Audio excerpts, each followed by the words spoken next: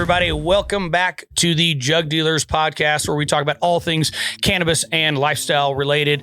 I am back at the Jug Den. Today, we're going to do something a little bit different. We have been working on bringing more and more high-quality guests in, and that's always a lot of fun to do. Today, we're actually piping in my good friend, Eric. How do you actually say it? Because it is French Canada. We always say it, Coulomb, but what is it, Eric? How do you say it? Coulomb. See, okay, I knew I was doing it right. Coulomb, Coulombe. Good friend of mine, somebody I have known and seen literally all over the world, and we'll definitely get into that. But, to kind of allow Eric, for those of you that don't know, he is with Garden Culture Magazine and has been doing that for actually quite some time, but has, roughly a decade in the industry before that. Was definitely coming around when I was back in retail way back when, not to date ourselves. But why don't I turn the floor over to my good friend, Eric? Why don't you tell us a little bit of your background, what you're doing now, kind of how we came across each other, and we'll go from there. Yeah. I've been in the industry, the actual industry, about 23 years. I've been growing for about 25, which is part of what got me interested to become in the industry. And I used to work in Quebec as a sales rep. And then I ended up becoming almost right away the U.S. Sales manager for the companies I worked for, where I visited, all over U.S. And I got into Colorado kind of right before legalization took off, and that's where I met Charlie at the grocery store and Chris at the grocery store, and probably where I met you at the grocery store. Although I have absolutely no memory of meeting you.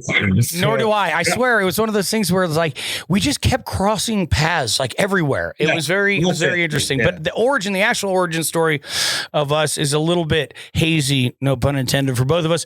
But the some of the stories after that are not as hazy, although maybe a little. Anyway, sorry. Go on, Eric. Well, that's it. And then about 14 years ago, I was working for a company called BioFloral here in Canada, in Quebec, which is Canada's largest wholesaler in the cannabis sector. Jair, a common friend who I had met because I've been traveling in Europe and doing the original Cannabis and Cultivas and these shows in Europe.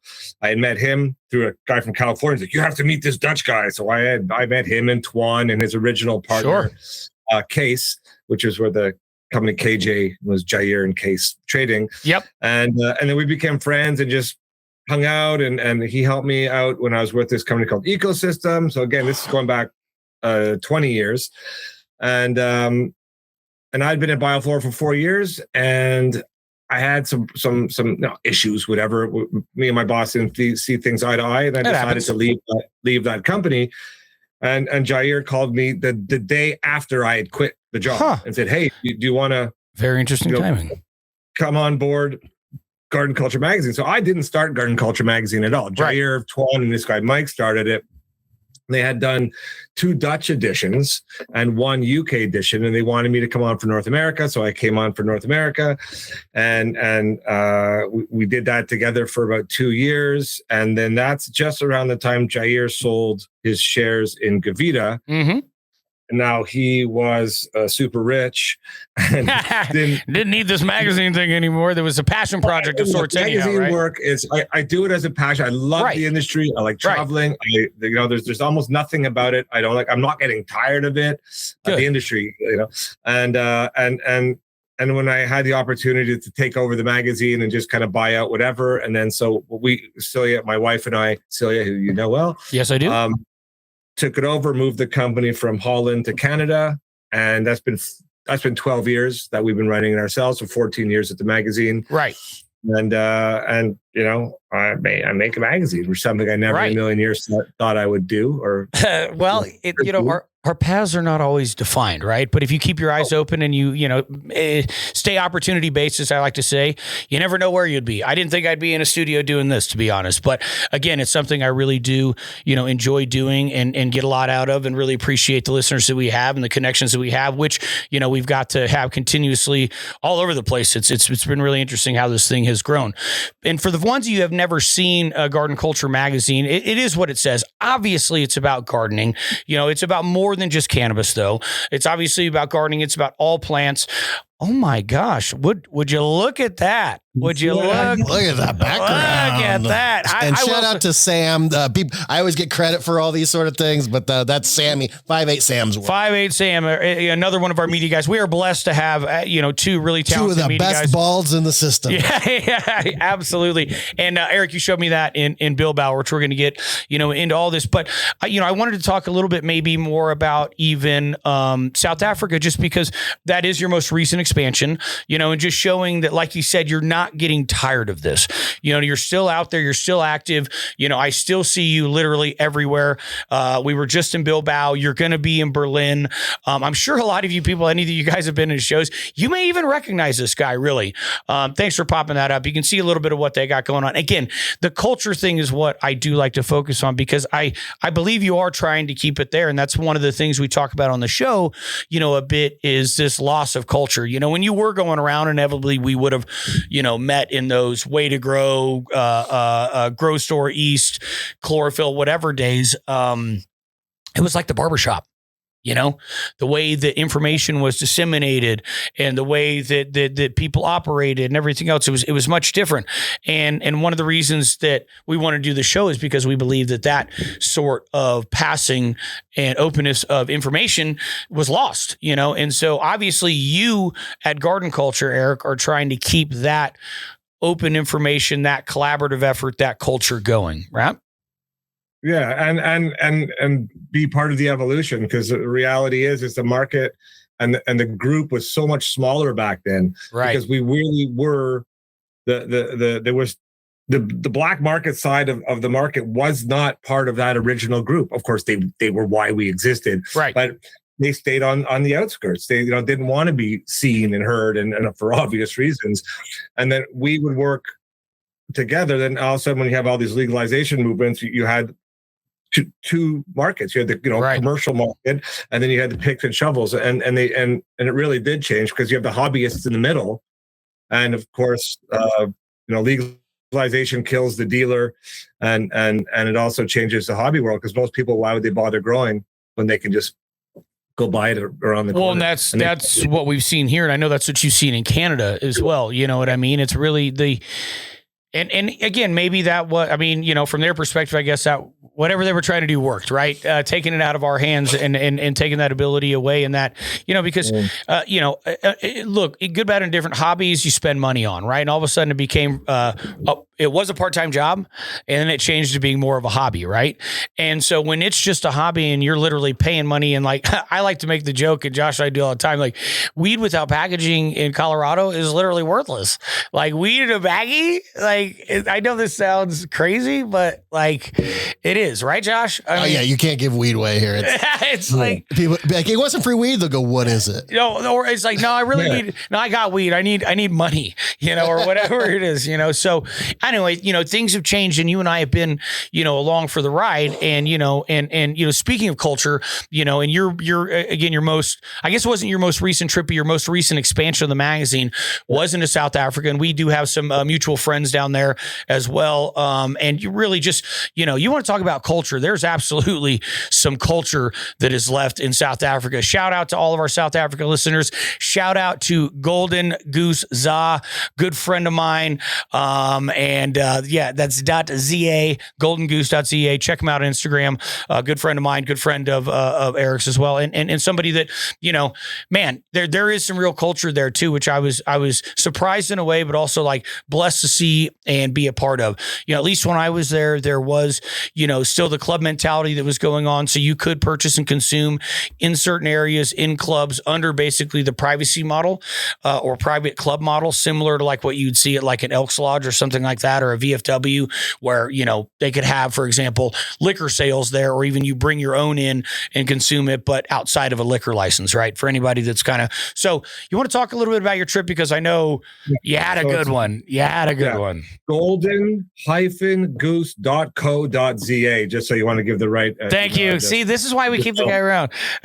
So thank you. They advertised with us. So I had a customer from the UK who had been there for ages, and we've had the magazine in the UK for 14 years. Yes. Who left his job in the UK. He moved back to South Africa. He's from South Africa to expand his distribution company and his retail store. So they basically called me up and said, Eric, we need to have the magazine here. Got it. Which, you don't hear that every day. On it. All right.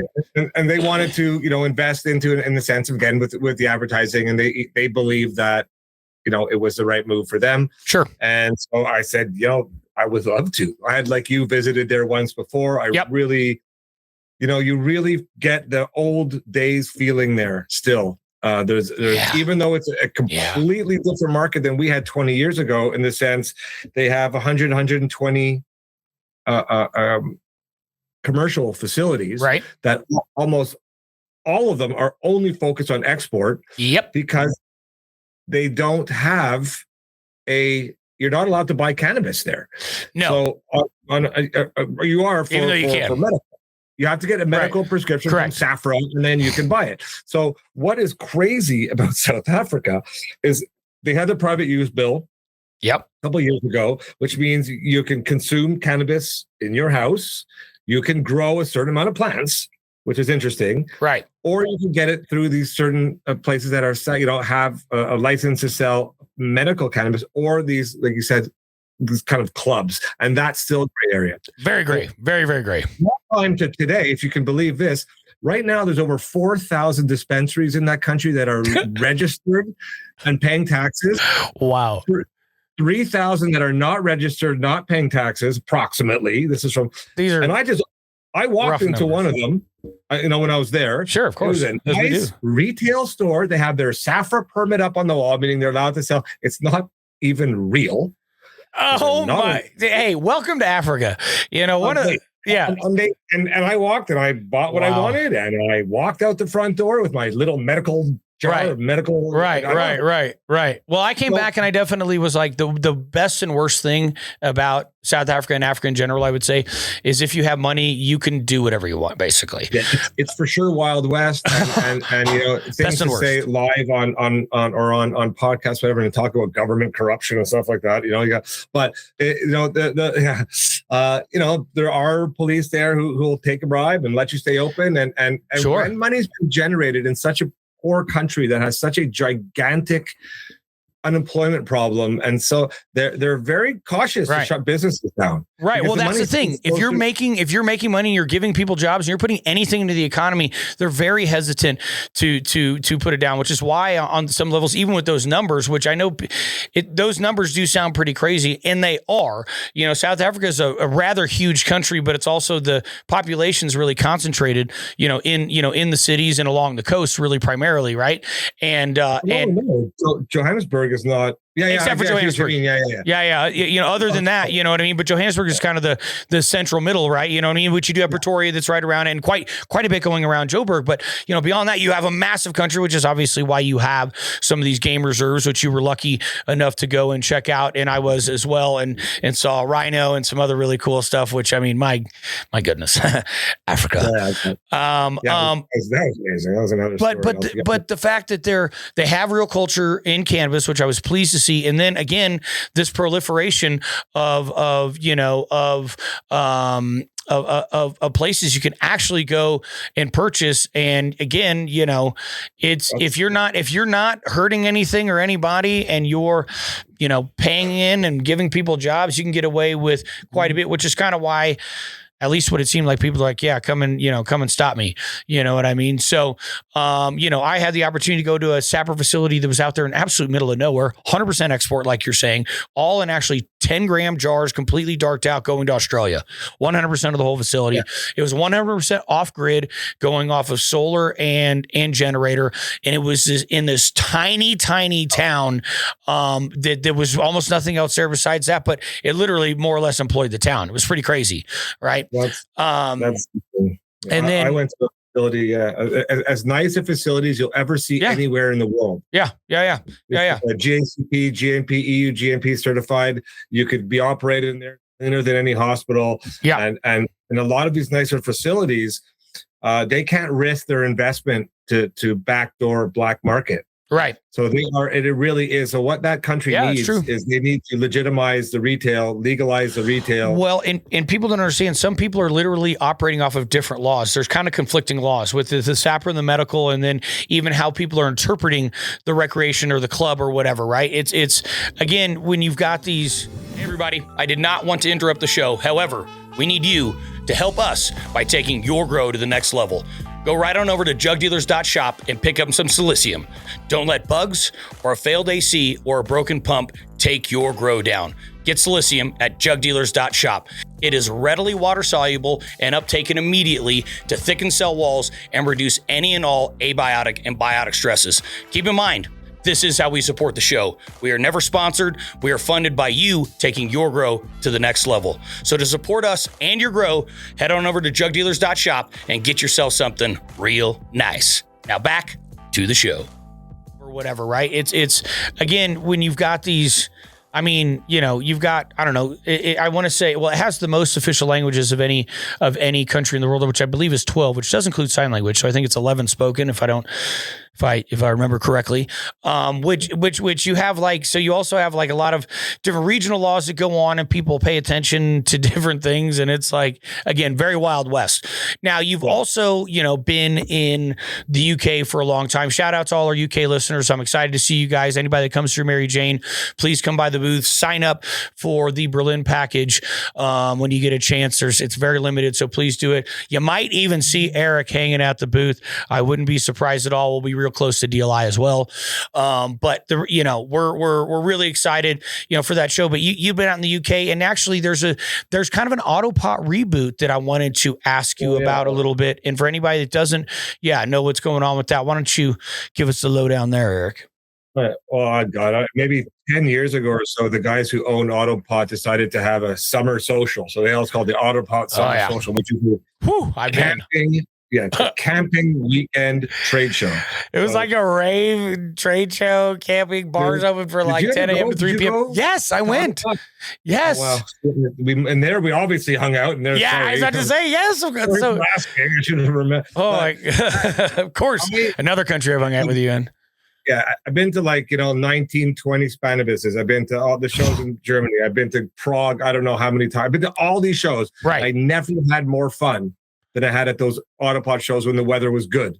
Right. Now, granted, this is England, guys, but this is also in the middle of England, close to like Oxford, right? Or this is where it was back in the day. It has been rebooted now, but like it was crazy, like professional teepee tents set up, like a bar open from 10 a.m. to 3 a.m., DJs all night long, people open camping and partying everywhere, like everybody consuming on site, and then we had like a couple tents with booths set up as well, actually, if you can believe that. The full trade show, camping, booze fest extravaganza, you know. And I remember coming back and I was like, how the hell is this happening out in rural England? And like we couldn't even begin to possibly pull it off here, and we never did. But I had some ideas coming back. I was pretty fired up because I was like, that was the craziest thing. Like you said, as far as the trade show or anything goes, definitely the craziest thing I've ever been to. That was amazing, and also pretty impressive that you can put 1,000 British guys together and feed them, and competitors, and feed them all the booze they can, and no fights, no nothing. I know the Brits get a bad rap in Amsterdam and whatnot for loving to fight and pee and drink, which I do, whatever. But that's not our people, right? That's not our people. So our people were super civil. So I guess speaking of Barcelona, since you brought up, that's another place that I remember. I guess it was last year, right? Maybe, last year. I just randomly, and of course I saw you this year too, but last year randomly ran into you on the street, just walking in the Gothic Quarter, and of course we bumped into each other. Then went drinking at that crazy. Oh my God, the craziest cocktails I've ever seen. Turns out that's like one of the best top cocktail bars in the world. I don't know. I was hammered. I had a great time though. That's when that was like the hidden bar, right? Where you have to go through the fridge of the butcher shop to get inside. Yeah. It was a whole like thing. And I'm like, I have no idea where we're going. And then you get there. It's like, they literally like, you get a cocktail like in like a ice ball that you then have to use like a nutcracker or something to like break open. It was every one of them was a presentation. So, you know, 20 euros a cocktail. It better be. Yeah, better be. Damn it. It better be. So it was a really cool. So you've spent a ton of time in Barcelona. Obviously, that's one of the places that I know and love and have had the opportunity to go to many times. And it's, the cannabis culture, there is truly amazing. Obviously, they have, clubs there, which you can go and purchase in, I'd say legally, but again, it's another very gray area that pretty much works off the club model as well, but it's definitely there. And if you know people, you can get into these really nice clubs.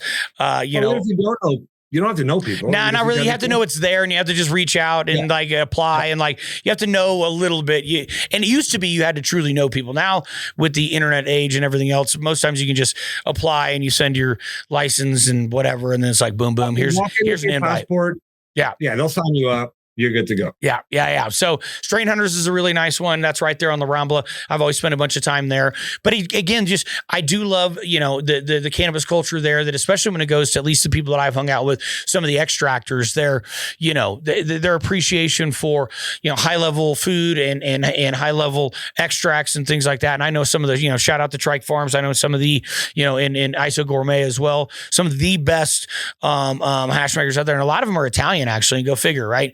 They're always trying to take that to the next level. Like some of the best extractors and hash makers out in Barcelona right now are definitely, Italians. So that's been an interesting piece of the market. And there's been a lot of people that have moved there, over the years. So have you seen more and more people move there? You've been there so many times, Eric, like a lot of the other internationals, not even necessarily Americans, but other internationals moving in there because of this more known cannabis culture over the last 20 years. Yeah, absolutely. Well, especially, let's say 20, 15, 10 years ago, I think as it became saturated, people started to look towards other markets. But yeah, it's still and has been in Europe, I would say, the cannabis mecca, in terms of cannabis culture and people who are really, apart from, Amsterdam and that. But sure. When they changed laws in Holland, I don't know what that was, about 9 years ago or whatever, right, when it basically, they just squished all of it. You weren't allowed selling equipment. You weren't allowed doing this, that, and the other thing. And they've been trying to push it back. Whereas Spain has been quite open. And tons of people moved to Spain. How many? I still have a bunch of friends from California who live there.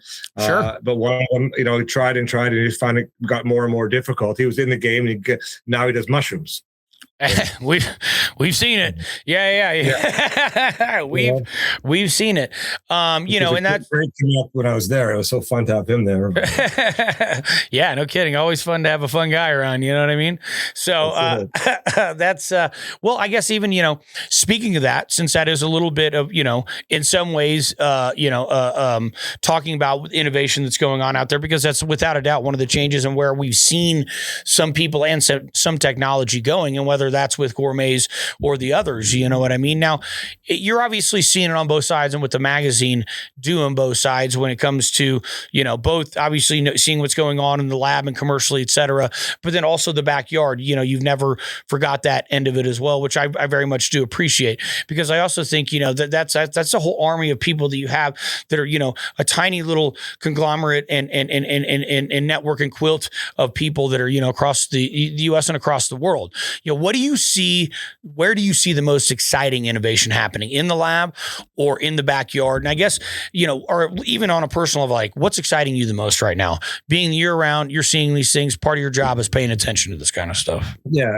Well, first of all, on the hobby side, is one thing we've always been unique on, is that the magazine, a lot of them are distributed through hydro shops, so across the world. So a lot of people who read the magazine are in grow stores, right? Spending money buying stuff, and to be fair, there's been a de-evolution in the hobby grower, where if you go back 20 years, you had also, Rockwool was still used by a lot of guys, or deep water culture was used by a lot of guys, or even aeroponics, and people were really trying to push what they can do. And that has gone back to pots of cocoa. Yeah. And in the UK, especially, hand watering still even. Really? So you've seen like a digression. And here's the thing. I'll be honest. Absolutely. I think a lot of people, especially internationally, what I've seen is people jump over that first step. right? Which was hand watering. I tell people all the time, hey, why don't you just hand water your plants for a little while? See if you even like this. Like, don't even invest in all that other money and the irrigation and having to like try and figure all that shit out. Like, go real basic to begin with. Is this something you like to do or not? Because, I won't quote Ed Rosenthal on a whole lot, but I will quote him on the fact that he said that, smoking cannabis isn't addictive, but growing it is. But that doesn't mean it's addictive for everybody, right? Yeah. I got that magnet on my fridge. It's worth it. I love it. It's good. It's real. It is true, but not for everyone, of course, because so many people fuck it up. And even myself, I've been growing for 25 years, and my first grow was the same grow as my friend, like everyone did, right? Sure, that's what you do. You did a mirror of whoever had something successful. It was 25 plants in Rockwool on a 4x8 table, 2,000 watts. That's how, it was amazing. And then I realized, well, if I don't trellis that, I can come back in week 7 and find every fucking plant dominoed on the ground and holy shit, then I learned to make sure I trellis that. And then, what happens if a pump breaks and you're gone for a day and you come back and it all dead because and so I switched to pots of cocoa because I couldn't handle another complete failure in week 6 or 7 or because I wasn't there. And that I found is a global phenomenon of hobby growers. The hobby growers have come back to not huge pots, but pretty big pots. Rather than going down to just like the small. Now they're like 3 to 5. A little bit, like easily, let's say a kind of a 4-gallon. Sure, 4 or 5 gallon. Yeah, perfect. 3, 4, 5 gallon. Big enough that if they fuck up, it's got enough water, enough buffer to get them through to the next mistake. And people just. And it does a good job. If you do everything right, it doesn't. Especially if you add a little perlite in there, or mix. I mix like that Gaia green stuff. So I'll put a little Gaia green in my cocoa, so I have a little bit of organic added. Sure. A little bit of food in there. And here's the thing, cocoa also over time, especially when you've been feeding it, it's got a lot of residual in there, right? It's got a cation exchange capacity as such that it's got food in there, so it's not going to drop. It's not going to fall off a rock like it will in rock wool or stone or something like that. And I will say, shout out, other arm, shout out to Slicium right behind me. And I know, monosilicic acids is something you've worked with, quite a bit. And you and I 100% agree. If it's real, you know what I mean? Which there is a lot of, real ones out there. The stuff works. I like to call it liquid insurance. And the reason I call it that is because you don't need it until you need it. And just like you said, you forget the water, something happens and AC goes out, you're saving plants with a monosilicic acid and actually available monosilicic acid, right? Otherwise, I don't need it until something breaks. I don't need insurance until I break my arm. You know what I mean? And I know that there is, some research that's being done in that area because it's always been a little bit mysterious, right, Eric? Because there's always been arguments on what percentages different things are and even different way to get to said percentages of monosilicic acid, even from a lab perspective, right? There's not an agreed upon method even to say what level of monosilicic acid is available in a product, which has always been confusing to me, quite frankly. But, hey, I'm not a chemist. Yeah, I'm pretty well versed in it, and it's been used a lot in the UK in ag in general, 100%. In Europe, where it's starting to pick up in North America. I work with a product in the Canadian ag sector. That's a holistic product, and the ag distribution company I work for or with. They are in the when you start the early phase of a product evolution education is like. These are farmers of multi-million-dollar projects, and they have no clue. They just don't know, and they're buying sometimes products that are claiming to be MSA, and they're not even, and they're silic or whatever, things that are down at 0.01% MSA in a product, which is very similar to what potassium silicate is. Well, I was about to say, Eric, even just a straight potassium silicate, that's not a usable form. That's not an uptakeable form, right?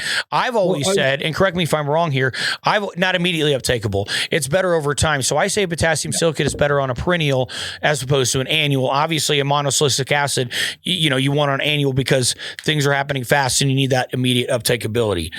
Well, and in fact, on the other ones are it's not about time, it's about biology. So biology can break it down and give you a little bit more. Of course, if you look at a cactus in the middle of nowhere. Well, that cactus has built up such an incredible structure because it eats the silica in the sand. Yeah, which, and there you can see it in nature. Where I have a friend who famously says all the time, he can hold a piece of quartz crystal. He goes, look, this is 100% silica. But how much can you? Yeah, the screen of computers could be made of silica. Doesn't mean my plant's going to eat it. Right. So bioavailability is everything, and because it's immovable in a plant. So if you use it on week 1, but don't use it again until week 7, well, all the growth since week 1 won't have any in it. So it's something that needs to be applied regularly. And because it's deposited, right? I mean, it's the whole thing. If it's available and it's uptaken, it's in deposited, and you know what I mean. The silica is deposited, the H2O is transpired. So of course that makes sense. You need to keep doing it as cells are continuing to replicate. Makes sense. Yeah, well, nitrogen will move, or other things will move in a plant as it needs it. It can move it around. Well, this is immovable. Correct. So immovable. I'm a huge fan of monosilicic acid. Am I allowed to? I gotta. Yeah, go ahead. Give a shout out. I mean, look, Eric, we're here. We're friends. Look, I like them all. So that's the thing, and that's where I started. We can agree that if they're real, which I do have to make that. We do have to always make that a little bit of a concession, don't we? Like, is it the real shit? Because sometimes it's not the real shit. But if it's real, it works. Yeah. And you have generations. So we talked about this earlier. Your first generation monosilicic acid, for the most part, is a bottle potassium silicate that they add molybdenum to. And then the 0.01% of MSA that's in that potassium silicate, plus or minus, can build right up to 1% in the other bottle, because those free radicals that will always come back to that long chain will stick to the molybdenum, like when you rub a balloon on your head. Right. And that's the way I've always taken. That's the way I've always taken Facilitor to be, exactly like you're saying. And that's why they said you had to bubble it for 24 hours before. And the difference is here, is we have monomers, dimers, and trimers, right? So it's actually stabilized at very, very small bits, right? Because it's already more or less pre-digested and made available, as opposed to that process that you need to. And again, the bubble it for 24 hours. Thing is not. If you just think of it as a chain. Yeah. That is small chains or big chains. Full of MSAs, but they only come off one at a time. Correct. So you coming to dinner to my house and me putting a grain of rice on a plate and saying, "There's your dinner." Or saying, giving you a whole pile of grains of rice. Yeah. I like that. Hey, that's a good analogy, Eric. Thank you for that one. I like that. That's great. And then there is one product on the market called Grow Genius out of the UK. And as they say to me, you can't buy a strawberry in the UK that wasn't grown with it. It's an ag product. You cannot now we know how sickly strawberries can be, so it makes sense to me that a lot of strawberries, but they look at it as something that's worth investing in. Hey guys, today's show is brought to you by JugDealers.shop. You want to grow the best cannabis possible? Head over to JugDealers.shop and get something like our Ruby Fulvic. It's going to give you more efficient uptake on your NPK. You could also try our Winter Frost to increase secondary metabolite uptake and improve your cultivar's flavor and phenotypic expression. Or finally, grab some Cocoa Blocks to save time and money. This is how you can support the show, and it keeps us going. We're never sponsored. We're 100% funded by you taking your garden to the next level. Head over to jugdealers.shop and get something to help your cultivation thrive. Now, back to the show. We know how sickly strawberries can be, so it makes sense to me that a lot of strawberries, but they look at it as something that's worth investing in. Cucumbers also. They sell a lot for cucumbers. Makes sense. They sell it all over Europe and the world, in fact. And I only got turned on to it from a friend who was writing an article on MSA for me about 5 years ago. Sure. And so, well, again, you see these products again. That's why I also ask you, like, hey, what the hell are you seeing? Because that's what people always ask us, right? And you actually go through. I got to give you credit, and you've got to. I mean, you've done this a lot of times, and in fact, we just, I'll start with this. I mean, the reality is you've always got a strategy when you go in there, and you actually go through and you see all the booths and you really see stuff. It's hard for me, who's been a guy that has done so many, but always on the other side. I run a booth, right? So rarely do I even get the time to truly go around and see it. And even if I get a little time, it's like, go get off your feet for a second and just like chill. You're not like in the mode. Tell them what you're really. We go outside. All right, we go outside, have a smoke. All right, fine, Eric. Fine. We get a beer and we have a smoke. You and John Ramsey, we go outside and have a cigarette. And I will say, for the first time in Bilbao, which you and I just recently saw each other in Bilbao. In fact, that's the last place we saw each other up in the North Country. Shout out to the Basque Country. I mean, the people, the food, the pinchos. I mean, my God. And the thing is, The nightlife. I mean, so Eric and I kept running, like there was this one little alley that was actually very close to my hotel. And I think I posted a couple stories about it if anybody saw it. And it was just these tiny little bars that nobody is in, which is one great because you can go in and get a drink in like 2 seconds. And everybody is just on the street with glass. It's not like you can't have, glass everywhere, you know. Not one street. There's about 10 streets that are all connected into this. Yeah. Thousands of people. It's like a packed bar in the street. In the street, though. I've never seen that. No, I've never seen it. It was and apparently. So I talked to, shout out to BioBiz. They were great hosts to me as well, both at the booth. Shout out to the whole crew. And I actually had a chance to go by the farm as well, Luya, and check out that and hung out with the donkeys and everything. We'll get some of that posted up. Josh has been working on a bit of content that I got all kinds of good stuff there. So it's like trying to put it all together is always fun, but a great crew. And, anyway, Taylor with them was telling me that no matter what, we were lucky, right, Eric? We had great weather, but apparently it can be absolute shit that time as well. And it's right on the coast, right? So they get about a lot of coastal rain and all this stuff. So like it can be equally sunny or rainy where they're at up in the northern Basque country. But Taylor was telling me it doesn't matter. They still do that in the rain, cold, doesn't matter. It's just part of the culture. It's like this Basque like toughness. Like, no, we're outside people. We don't give a shit. It's like in their blood. They eat everything. They live. Someone was explaining to me that they don't like to stay inside. No, that's what I'm saying. And they get out of their houses. And so I remember we were in a restaurant, a meeting, and all of a sudden I noticed outside there's 10 people outside the restaurant, 30 people outside, 100 people outside. And nobody inside. Where we were eating dinner, and not even where the party was. Right. The river. Right. And then so I said to my waiter, I'm like, what's going on? He goes, what do you mean? I'm like, why is everyone outside? He says, well, I don't know, what do you mean? Yeah, exactly. There's so like 100 people outside your restaurant drinking. Right. He goes, we're free in the Basque country. Exactly. I'm like, that's exactly what I got. I asked, so, we're always lucky enough, right, Eric? We get to go and we always have handlers and people. We're always with locals, right? And I will say that's one of the most fun things about what we do is we're there with people, we're there with the people. And so we're always end up in these areas, right? And I said the same thing. It was one, local guy. And I'm like, do you guys, because we're all freaked about the glass. They don't let us do anything with glass. I mean, we're not responsible enough here in the US, Yeah. So Thursday night was crazier. Thursday night was like when the young people go out. It's Thirsty Thursday. Well, that's what we call it, but it was all the students. Dude, I'm not shitting you. The one street was where they were young, like 16 to 20. There must have been, because the other nights I didn't see this. On this one street, easily 1,000 beer bottles on the street. Oh yeah, like they were scattered. I was told that on Thursdays and Fridays specifically, it's like pinos and pinchos, right? So the pinchos are essentially tapas, but they're called pinchos up there, and it's a lot of it's like little bread with jamones. It's like mini sandwiches. There's hot stuff. I mean, it's all kinds of different Everything's stuff on bread. Something on bread. But they get with every drink you get a free pincho on Thursdays and Fridays. So that's why the students go out. That's how they eat. I'd be there too, buddy. They had boxes of wine and cases of beer. It's like they brought their own booze. Well, that's the thing. They just hang out outside, right? So that was, and I asked, it's funny that you had the same reaction. Obviously, it's a common reaction there in the Basque country, but I asked a guy too, a local, I was like, you can do this? Like, why do you guys usually like, yeah, fuck it. We are free. This is the Basque country. We do what we want. And I was like, I don't like the Basque country. I'm like, can I take my drink outside? He goes, you can take your drink wherever you want. Yeah, what do you mean? I can take your glass away from your restaurant. He goes, yeah, whatever. And we were outside drinking, and that's where like John came and met. I had my son who was 16 doing shots with us. He was having a good time. Celia was having a good time. And oh my God, and I had to walk her home and carry her home. And we heard glasses break. Whatever.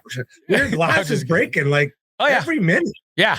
Smoking got way more than in the party area. This is outside the restaurant. See, that's what was weird. I found that too. I remember the first night I was like, it was crazy. You didn't even see any glass. People were all respectful. And then they're like, yeah, just wait. They're like, there's definitely glass all over the place. We were outside. They had these posts. So people kept putting their empties on just a skinny post. And I'm like, oh, that's a. Yep. Yeah. Like that's not going to work. Well, and even it was funny because even when I'd go back in, just because it's so ingrained in me, I finish the glass and I go and I give it back to the bartender. And every time they would look at me weird, like, Why are you bringing that back in? When they ring the bell like it's a big deal. Yeah, right. I know. So shout out to Spain. Always have a great time there. I guess real quick, one other place. Obviously, I was actually able to meet you up in your neck of the woods, which is always a blast to actually, especially somebody you've known for like years and years and years, but always on the road, right? Sort of like be in your backyard a little bit was a lot of fun. So I don't know. I did what was that? Maybe 6-8 weeks ago, something like that. It was a little while ago. Yeah. And then you came in and then drove to New Brunswick, which was like a 12-hour drive. Yeah, I know that was crazy. Yeah. Anywhere 8 to 12-hour drive. And then when you drove back, you came up to Saint Sever, which is 20 minutes from my house. Right. An hour north of Montreal. And we had a nice, you guys were pretty tired. Yeah, I know. We literally drove for 12 hours all day in the snow, all the way back from New Brunswick. Some bad weather too. Yeah. And I drove the whole way. I wasn't going to let a Dutchman do it. You know what I mean? So, no way. In Colorado, you know how to drive in weather. We got back. We were a little burnt, but we still had a great dinner and a good time. Yeah, and Jerin knew everyone at that restaurant like he was the local, not me. It's hilarious. I know. It was absolutely hilarious. One last question I do have for you. And this is always fun, but especially with you, and I like it with the garden culture thing. I think it's almost a little more appropriate. If you could grow only one thing for the rest of your life, and purely for the joy of it, keep in no mind, even if there was something that you've never had the ability to, but always wanted to. If there's one thing you cultivate, but only one thing you could cultivate for the rest of your life, what would it be? Well, I mean, I can't pick two. If I had to pick, it'd be cannabis. One food crop. Yeah, okay. One food crop and one. The value. Yeah, he's going to do a maple tree. He's going to do a maple tree and cannabis. He is Canadian. I don't grow maple trees. They grow themselves, right? I don't have to worry about growing maple trees. But no, I'd go cannabis because otherwise, what? You know? Sure. Would I have to buy it? Right. And ginger. But ginger. Okay. See, so obviously, I guess I should,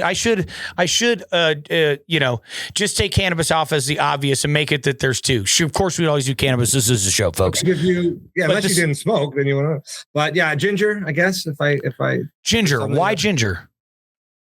Well, it's really, really good for you. Okay. Well, sure. No. And again, because I was thinking from a little bit different perspective, and I'll give you my. I grow so much ginger. About 10 years ago, 10 years ago, I bought some ginger and I noticed it sprouting. If you leave ginger out too long. Yeah. And you're like, so I'm like, hey, I've got some pots around or something. If it's sprouting, I could grow it. Right. So because it's not irradiated, it was organic. Sure. Yeah. I looked up online and grow sprouted ginger, and I put it in auto. I grow in auto pots. I'm an auto pot true believer. I love my auto pot. An auto pot user. We have a lot of auto pot users out there. Shout out to auto pot. I've been doing auto pots for over 20 years. If anyone ever has auto pot questions, I know auto pots as good as anybody. There you go, folks. And so I grew this ginger in auto pots, and since I've been growing turmeric and ginger ever since, nonstop. Right. Always that growing my grow room. And so as it started to grow, that was cool.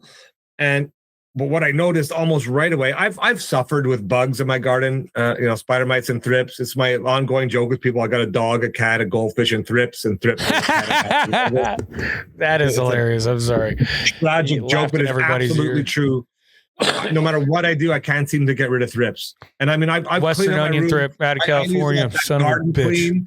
I don't know if you know the Garden Clean company. If you want to shout out to a company, that Garden Clean, chlorine dioxide, gas. If you're bombing your room with that, you are killing everything. Yeah. Those strips just leave the room. They go hang out and wait for the buffet to open again. You know what I mean?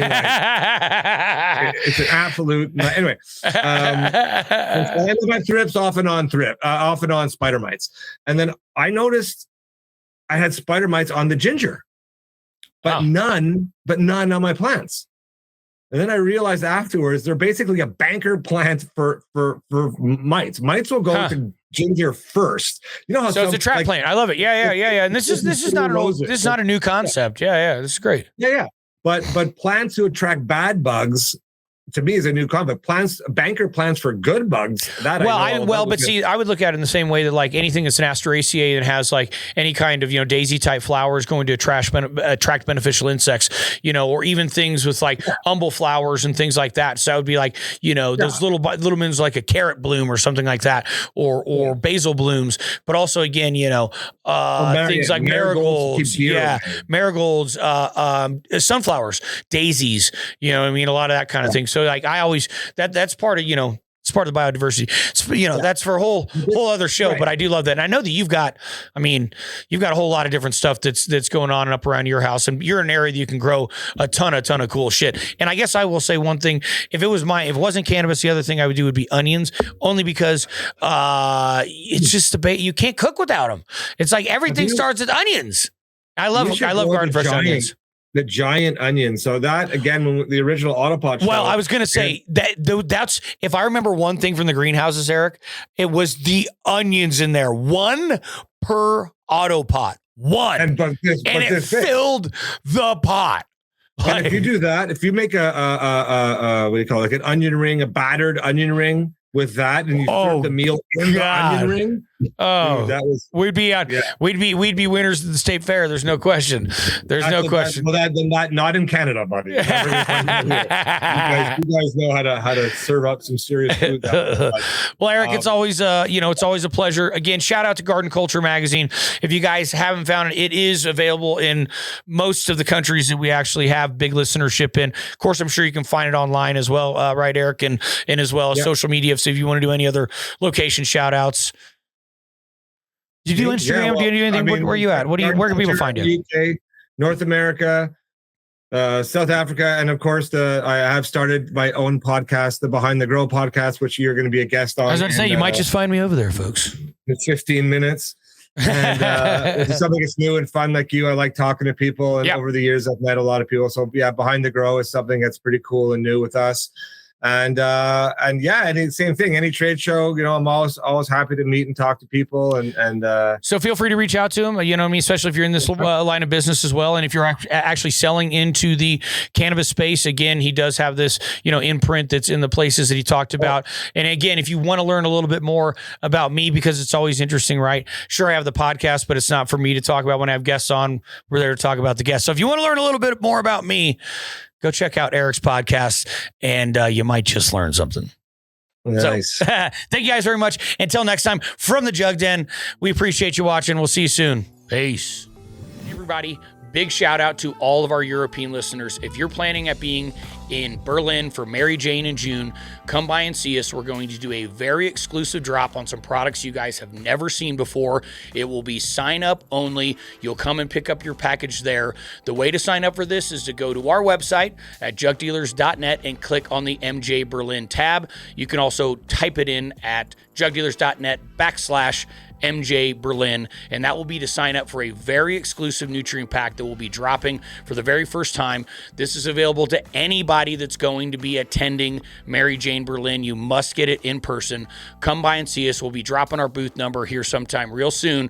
But if you want to get signed up now, go and click the tab or type in the address and we'll get you signed up. Thank you so much, and we'll see you in Berlin.